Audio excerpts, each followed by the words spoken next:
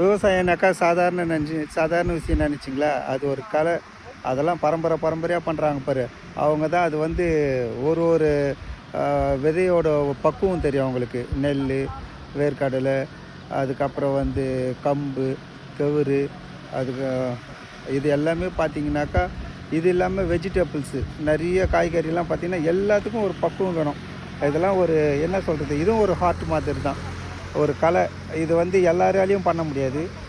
தலைமுறையாக அவங்க பண்ணுறாங்க. அவங்க தான் இதை அழகாக பாருங்கள், எவ்வளோ அழகாக பண்ணி. இந்த சைடு ரோஜா தோட்டம் இருக்குது. ஸோ பாருங்க, அந்த சைடு ஒரு சைடு பயிர், ஒரு சைடு பூவு, அந்த சைடு பார்த்திங்கனாக்கா வெஜிடபிள்ஸு. இது பார்த்திங்கன்னா தேக்கு மரம், ஃபுல்லாக தேக்கு மரம் இருக்குது. ஓகேங்களா? ஸோ எந்த அளவுக்கு ஹார்ட் ஒர்க் பண்ணுறாங்க பாருங்கள். இவ்வளோ ஹார்ட் ஒர்க்கு பண்ணால் தான் நம்ம வந்து சிட்டியில் இருக்கிறவங்க வந்து நம்ம சாப்பாட்டில் கையை வைக்க முடியும். இவங்க வந்து உடனே சொல்லுவாங்க நம்ம மக்களுங்க வந்து, ஆமாம் இங்கே விவசாயம் பண்ணனாக்கா நாங்கள் வந்து ஃபாரின்லேருந்து கொண்டுட்டு வரோன்னா, ஃபாரினில் இருக்கிறவங்களும் விவசாயம் பண்ணால் தானே சாப்பிட முடியும்.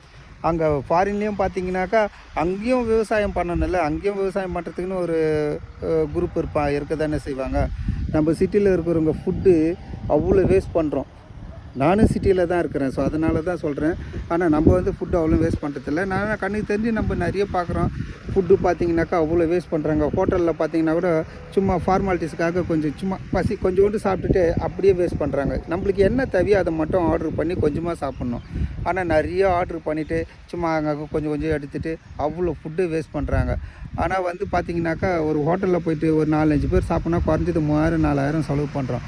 ஆனால் இவங்க விவசாயம் பாருங்கள் எவ்வளோ கஷ்டப்படுறாங்க பாருங்கள். இவ்வளோ கஷ்டப்பட்டு நீங்கள் பாருங்கள், இவங்களுக்கு வந்து ரொம்ப கம்மியாக தான் இவங்க வந்து வெளியே கொடுக்குறாங்க. ஆனால் நம்ம பாருங்கள், ஒரு செகண்டில் பார்த்திங்கன்னா 4000-5000 ஹோட்டலில் செலவு பண்ணிட்டு போய்கிட்டே இருக்கிறோம். ஓகே, ஸோ வந்து விவசாயத்துக்கு வந்து எல்லாருமே தலை வணங்கணும். என்னை பொறுத்த வரைக்கும் விவசாயம் இல்லைனாக்கா நம்ம வந்து கஷ்டம். இந்த நாட்டோட வளர்ச்சியை பார்த்திங்கனாக்கா முதுகு தண்டே பார்த்திங்கனாக்கா விவசாயம் தான். ஒரு படத்தில் ஒரு ஹீரோ பேசியிருப்பாங்க, ஒரு இல்லை 2-3 ஹீரோ பேசியிருக்கிறாங்க. ஆனால் படம் ஞாபகத்துக்கு வரல. நம்ம நாட்டோட வந்து வளர்ச்சியை பார்த்திங்கனாக்கா விவசாயம் தான், நம்ம முதுகு தண்டே விவசாயம் தான் அப்படின்றாங்க. ஆனால் அந்த விவசாயத்துக்கு நம்ம எல்லோரும் சப்போர்ட் பண்ணணும். அவங்க வந்து அவ்வளோ ஹார்ட் ஒர்க் பண்ணி விவசாயம் பண்ணுறாங்க. அதனுடைய விலைக்கு நம்ம மரியாதை கொடுத்து வாங்கணும். சிட்டியில் இருக்கிறவங்க பார்த்திங்கனாக்கா வந்து சிட்டி மட்டும் வாழ்க்கை கிடையாது. அப்பப்போ இந்த குழந்தைங்கள்லாம் கூட்டிகிட்டு இந்த மாதிரி விவசாயம் பண்ணுற இடத்துக்கு கூட்டிகிட்டு வந்து காட்டினாக்கா அப்போ குழந்தைங்க என்ன பண்ணுவாங்க, அவங்களுக்கு ஒரு இதுவும் ஒரு பக்குவம் தான். பார்த்தாக்கா ஓ இவ்வளோ கஷ்டப்படுறாங்க, இவ்வளோ ஹார்ட் ஒர்க் பண்ணுறாங்க. ஸோ இங்கேருந்து தான் வந்து தானியம் எல்லாமே, அரிசியிலேருந்து பருப்புலேருந்து வெஜிடபிள்லேருந்து எல்லாமே இங்கேருந்து வருதுன்னு குழந்தைங்க நிறைய விஷயம் தெரிஞ்சுக்குவாங்க. சும்மா இந்த ஃபோனை பார்க்கறதுக்கிட்டு வீட்டில் உட்காந்து எப்போ பாரு குழந்தைங்கள ஃபோனை கொடுத்துட்டு ஃபோன் பார்க்கறது விஷயம் கிடையாது. இந்த மாதிரி விவசாயம் பண்ணுற இடத்துல குழந்தைங்கள கூட்டிகிட்டு வரணும். நிறைய விஷயம் கற்றுக்குவாங்க. இதுவும் பயங்கரமான நாலேஜ் தான்.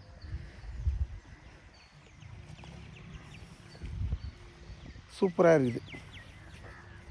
நான் காலையில் 5 மணிலேருந்து நம்ம இங்கே ஒரு ரவுண்ட்ஸ் வந்துட்டுருக்குறோம்.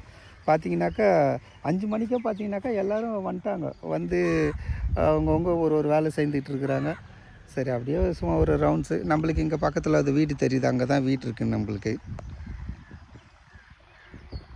அங்கே தான் வீடு இருக்குது. இது ஒய்ஃபோட ஊர். ஸோ வந்து நாங்கள் இங்கே வந்திருக்குறோம். நம்ம சென்னை தான். ஆனால் எனக்கு வந்து பார்த்திங்கனாக்கா விவசாயம் ரொம்ப பிடிக்கும். நம்மளுக்கு விவசாயம் ரொம்ப பிடிக்கும். ஆனால் நான் வந்து எல்லாமே சென்னை தான் நம்ம.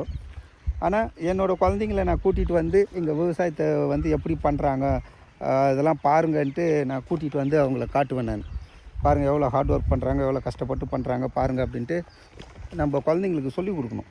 அப்போ தான் அவங்க சாப்பாட்டில் கையை வைக்கும்போது அந்த உணர்வு வரும். ஓகே இவ்வளோ ஹார்ட் ஒர்க் பண்ணி தான் எல்லாமே பண்ணுறாங்க அப்படின்ட்டு அந்த சாப்பாட்டுக்கு மரியாதை கொடுப்பாங்க. இல்லைனாக்கா சும்மா அப்படி மரியாதை இல்லாமல் அப்படி பேசிக்கிட்டு கால் மேலே கால் போட்டுக்கிட்டு விளையாடிக்கிட்டு ஃபோனு பார்த்துக்கிட்டு அப்படி தான் இருக்கிறாங்க குழந்தைங்க. இப்போயே அப்படி இருக்கிறாங்கனாக்கா ஃப்யூச்சரில் எப்படி இருப்பாங்க பாருங்கள்.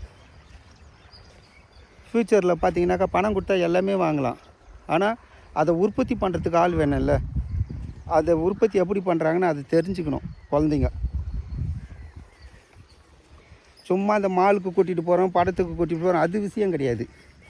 ஒரு விவசாயம் எப்படி பண்ணுறாங்க, வெஜிடபிள் எப்படி பண்ணுறாங்க, பயிர் அரிசி எப்படி உருவாகுது, ஃப்ரூட்ஸ் எப்படி உருவாகுது, இதெல்லாம் குழந்தைங்கள கூட்டிகிட்டு வந்து காட்டணும். அப்போ தான் குழந்தைங்க வந்து அடுத்த ஜென்ரேஷனுக்கு அதை கொண்டுட்டு போவாங்க. இல்லைனாக்கா விவசாயத்தை பற்றி ஒன்றுமே தெரியாது.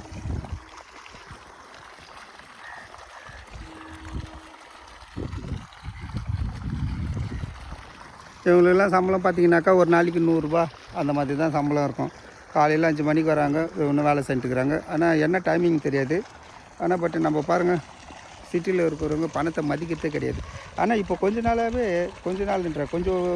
கொஞ்சம் வருடங்களாகவே நான் பார்க்குறேன், பணத்துக்கு மரியாதையே இல்லை, பணத்துக்கு வேல்யூ இல்லை. பணத்துக்கு வந்து மரியாதை கொடுக்கணும், அதனோட வேல்யூ தெரியணும். இப்போ இருக்கிறவங்களுக்கு யாருக்குமே வேல்யூ தெரியல. எவ்வளோ அமௌண்ட் இருந்தாலும் அது பெருசாக தெரில. இப்போது ஒரு பொருள் வாங்குறாங்க, ஒரு ஃபோன் வாங்குறாங்கன்னு வருங்களேன், ஒரு 1,00,000 ரூபாய்னாக்கா 1,00,000 தானே அப்படின்ட்டு அசால்ட்டாக்கணும். ஆனால் அந்த 1,00,000ன்றது சம்பாதிக்கிறதுக்கு எவ்வளோ கஷ்டன்றது இந்த விவசாயம் பண்ணுறவங்க அவங்களுக்கு தான் தெரியும்.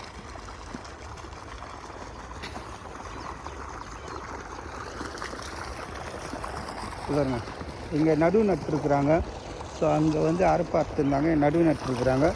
ஆனால் வந்து நம்ம என்ன சொல்கிறோன்னாக்கா, பணத்தோட வேல்யூ தெரியல, மரியாதை தெரியல.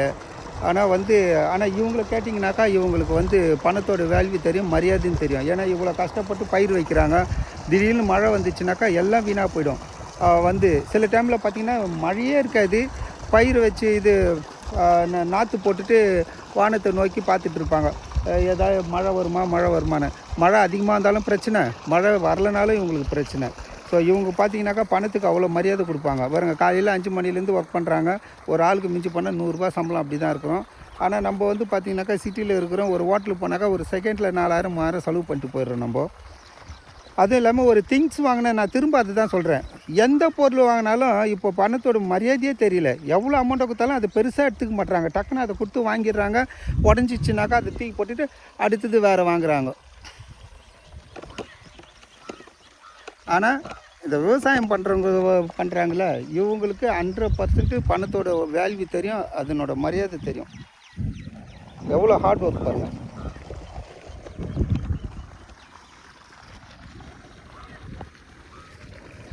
ஃபஸ்ட்லாம் பெரிய பெரிய கிணறு இருக்கும், சூப்பராக இருக்கும்.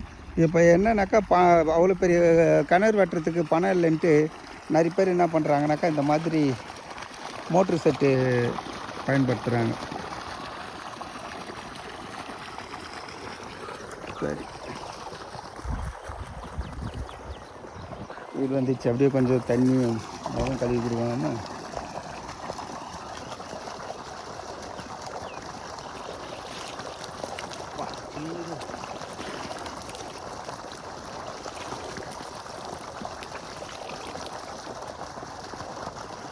அப்புறமா வந்து குளிக்கணும்.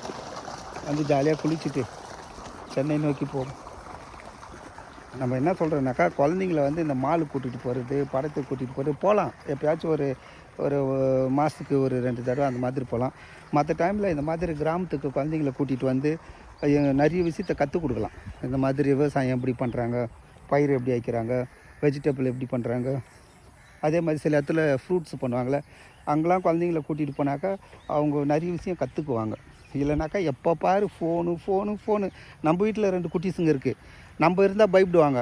நம்ம இல்லைன்னு வச்சுங்களேன், அழகாக அவங்க அம்மாக்கிட்ட எஸ்கேப் ஆகிட்டு 2 ஃபோன் எடுத்துகிட்டு ஓடிட்டு வச்சுட்டு இருக்குங்க. முடிஞ்ச வரைக்கும் நம்மள கண்ட்ரோல் பண்ணுறோம். ஏன்னா அந்த மாதிரி டெக்னாலஜி டெவலப் ஆயிடுச்சு. இப்போ பார்த்தீங்கன்னாக்கா ஸ்கூல்லேயே பார்த்தீங்கன்னாக்கா நிறைய ஹோம் ஒர்க் பார்த்தீங்கன்னாக்கா வாட்ஸ்அப்பில் அனுப்பிச்சிடுறாங்க. அப்போ அதிலேருந்து தான் பார்த்து ஒர்க் பண்ணுற மாதிரி இருக்குது. ஸோ அதனால் என்னென்னாக்கா குழந்தைங்களையும் குறை சொல்ல முடியாது. முடிஞ்ச வரைக்கும் நம்ம வந்து ஃபோனை அவாய்ட் பண்ணோம். ஆக்சுவலி ஃபோன் இருக்கிறது ரொம்ப யூஸு, அதுவும் ஆண்ட்ராய்டு ஃபோன் வந்து ரொம்ப யூஸு. ஆனால் நல்ல விஷயத்துக்கு பயன்படுத்தணும். எனக்கு தெரிஞ்சு நல்ல விஷயத்துக்கு பயன்படுத்துறதோட கெட்ட விஷயத்துக்கு தான் ஆண்ட்ராய்டு ஃபோன் அதிகமாக யூஸ் பண்ணுறாங்க. ஆனால் வந்து ஃபோன் எதுக்காக கண்டுபிடிச்சது, ஒரு நல்ல விஷயத்துக்காக தான் கண்டுபிடிச்சது. ஆனால் அது நிறைய பேர் மிஸ்யூஸ் பண்ணுறாங்க. அப்படி பண்ணாதீங்க. தேங்க்யூ. வாழ்க வளமுடன். வீடு வந்துச்சு நம்மளுக்கு.